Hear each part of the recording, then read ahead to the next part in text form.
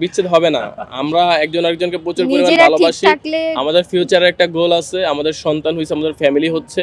এখানে এখন আমাদের টার্গেটে কিভাবে ফিউচার মানে আরো সুন্দর করবে এইটাই। এখন এগুলা তো বিচ্ছেদের কথা আমি চিন্তা করতেছি না। এই যে এই কথাগুলো বলতেছেন এগুলো আমার খুব খারাপ লাগতেছে। এগুলো আমি শুনতে পারি না। এগুলো কোনো কথার ভিতরে পড়ে না। সবকিছুতে ইনশাআল্লাহ বলতে হয়, ইনশাআল্লাহ অটল থাকবে সারা জীবন। হ্যাঁ, সারা জীবন থাকবে। আর বিয়ে কি বর্তমানে বিয়েটারে সবাই ছেলে করে ভাই, ছেলে খেলা বানায় ফেলছে। মানে বিয়ে করে ডিভোর্স হয়, এইটা নিয়ে দেখে, এইটা নিয়ে আবার আপনারা কোশ্চেন করেন। এটা সোশ্যাল মিডিয়াতে খুব ইজি হয়ে গেছে। একটা মেয়ে আরেকটা মেয়েকে দেখে শিখবে যে ডিভোর্সের পর মেয়েরা নিজের পায়ে দাঁড়াইতে পারে, এটা পারে সেটা পারে। একটা মেয়েকে ম্যানিপুলেট করে এইভাবে, আসলে এটা আসলে ঠিক না। যাদের ডিভোর্স হয়, ডিভোর্সের পর আইসা তারা সোশ্যাল মিডিয়াতে এগুলো শো আপ করে, এটা টোটালি রং।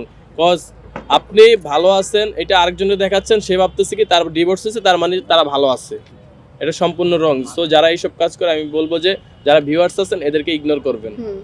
বাইকটা আসলে আমাদের দরকারে ইউজ করা হয়। যেমন ঢাকা শহরে মানে সিএনজি বা কোনো প্রাইভেট কার যেটাতেই উঠি না কেন অনেক টাইম লাগে, বাট আমরা বাইকটা এখান থেকে এখানে মুভ করতে অনেক ইজি হয়। বাট আমি ওকে একদমই নিষেধ করে দিয়েছি যে বাইক নিয়ে কোথাও দূরে যাওয়া যাবে না, এটাই।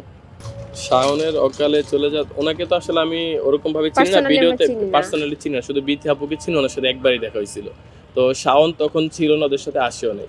তো তাদেরকে আমি ওইভাবে চিনি না, তাদের ব্যাপারে বলতে পারবো না। বাট এইটুক যে একটা মানুষ অকাল মৃত্যু, এটা আমরা খুবই কষ্ট পেয়েছি। আর আসলে ওনার হায়াত ওই পর্যন্ত ছিল, যার জন্য ওই পর্যন্তই শেষ। হায়াত মত আল্লাহ তাআলার হাতে, একজনকে আরেকজনের দোষী করা তো ঠিক না।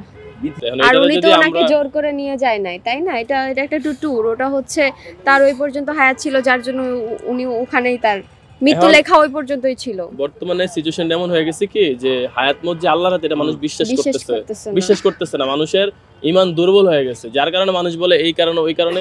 ভাই তার মৃত্যু ছিল এই জায়গায়, মৃত্যু হবে এই জায়গায়, যাইতে হয়েছে গেছে, এখান থেকে তার মৃত্যু হবে। যেমন আমার এখানে মৃত্যু থাকলে আমি এখানে আসতে কারণ আছে অবশ্যই।